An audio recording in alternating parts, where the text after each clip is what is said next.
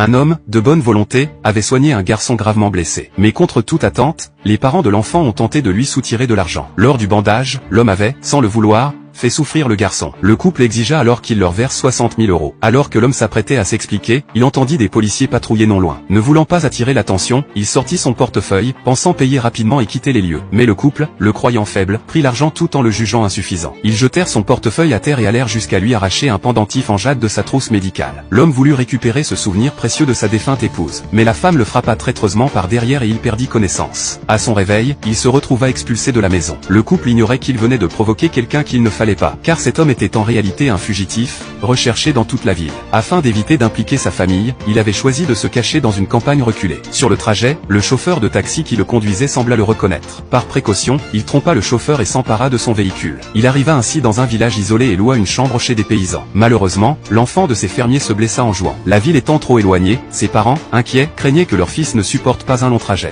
Voyant leur enfant souffrir, ils se rappelèrent que l'homme était médecin et lui demandèrent son aide. En constatant la gravité de la blessure, il leur conseilla vivement d'emmener l'enfant à l'hôpital. Sinon il risquait une infection. Mais il précisa qu'il n'était qu'un vétérinaire, sans moyens adaptés pour une telle urgence. Les parents, désespérés par la distance, tombèrent à genoux pour le supplier. Le garçon gémissant de douleur fit ressurgir en lui le souvenir de son propre enfant. Il accepta donc de l'aider, mais prévint que le risque était grand et qu'il ne pourrait être tenu responsable. La femme refusa, affirmant qu'il devait